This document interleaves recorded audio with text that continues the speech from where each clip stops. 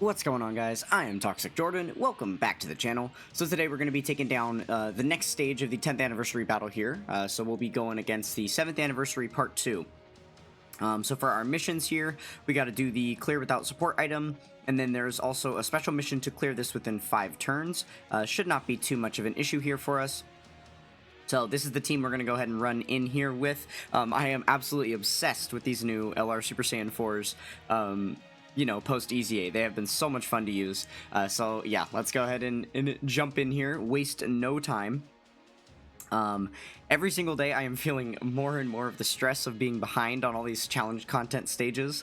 I still have a lot, I think like over 15 different stages that I need to clear still from 10th anniversary content. You know, obviously the stages will be like permanently available. I'm not going to have any issues with, you know, like the content going away or anything before I have a chance to clear it all. That is kind of the main benefit of the challenge content stages, right?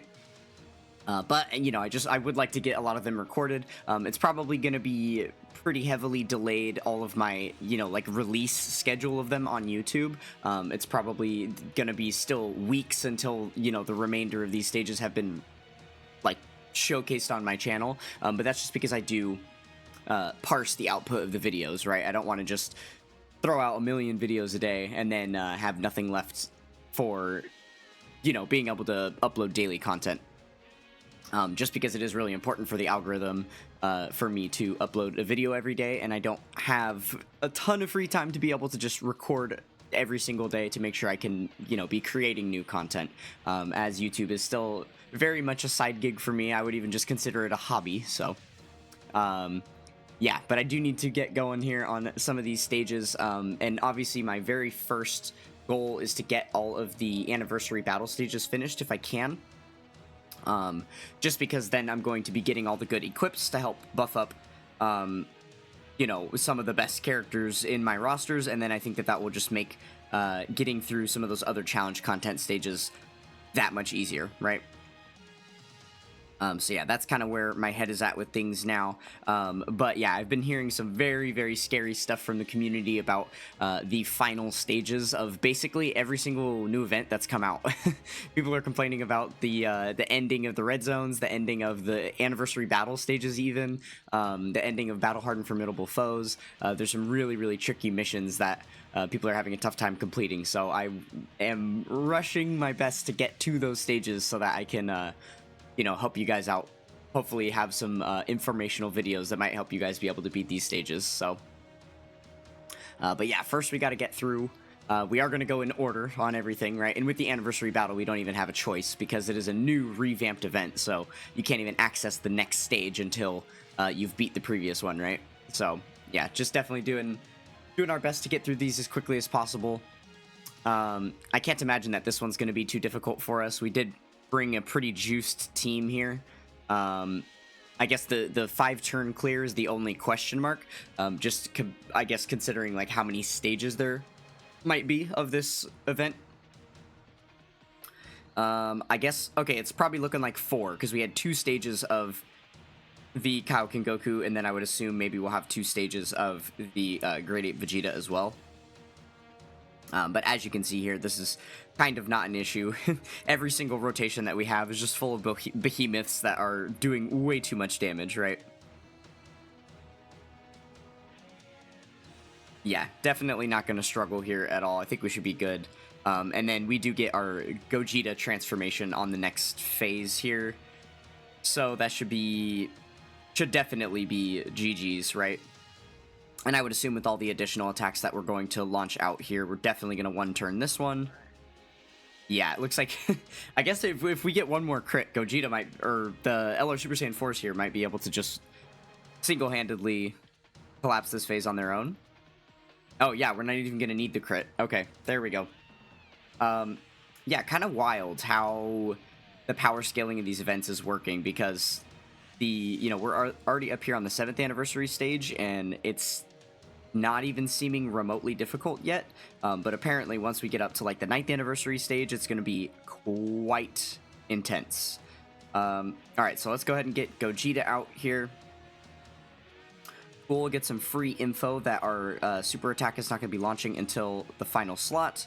Again, not that it would make a difference. I think it would be perfectly fine. Our defense stat should be through the roof at this point. Yeah, 1.6 million sounds about right.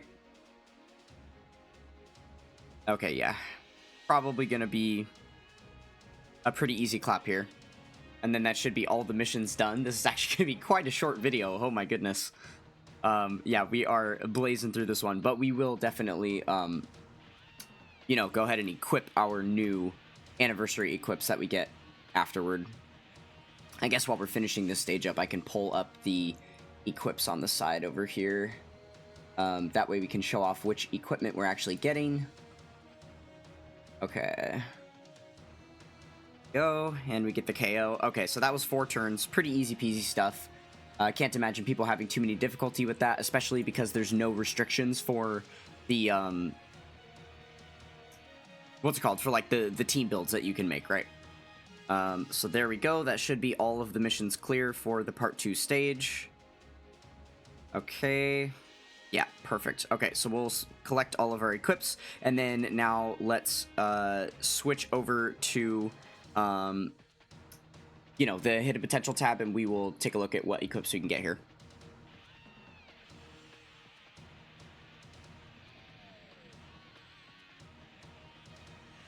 All right, so obviously we've only got one set of skill orbs that we can use for Kaioken Goku and Grade 8 Vegeta here.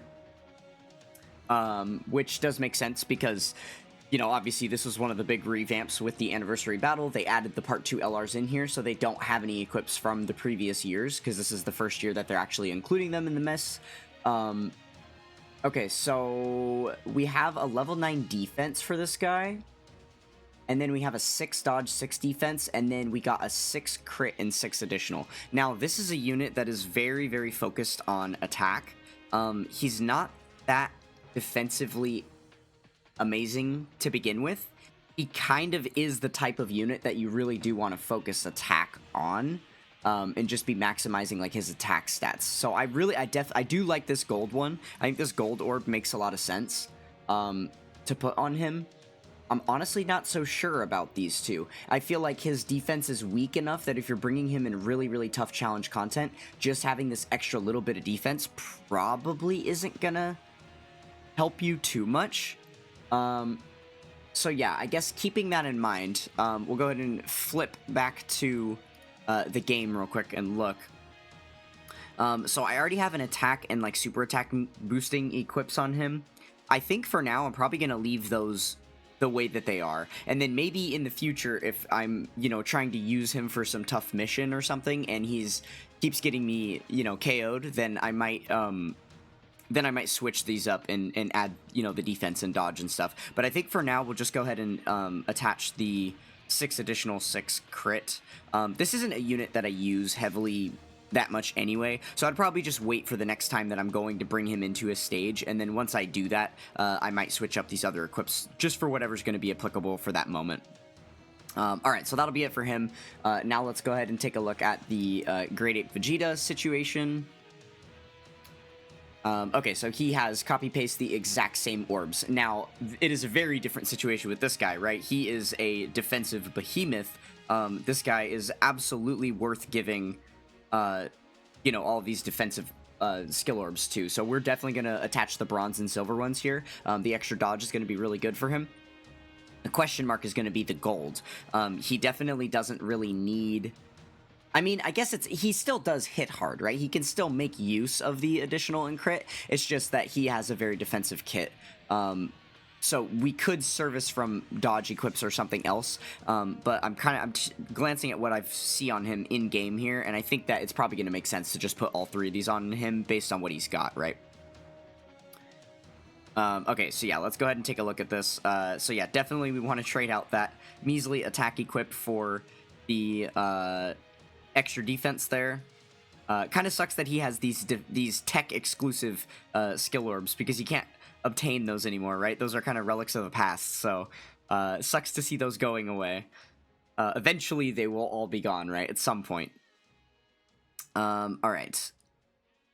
And then for the final one here, yeah, so he already has a crit skill orb on, I don't think crit is really the right thing for him to have. But the fact that he's already got it means that we would have to replace this skill orb to give him something that suits him better anyway, so we might as well replace it with this one for now, and then if we decide we want something defensive on him, that's totally fine, because now he has an EX skill orb on there that's, you know, we wouldn't lose if we do need to replace this with something more defense-oriented, right? Okay, well, that is going to go ahead and wrap it up for the 7th anniversary part 2 stage here. Thank you guys so much for watching. Don't forget to check out the links in the description below, and I will catch you guys next time. Peace.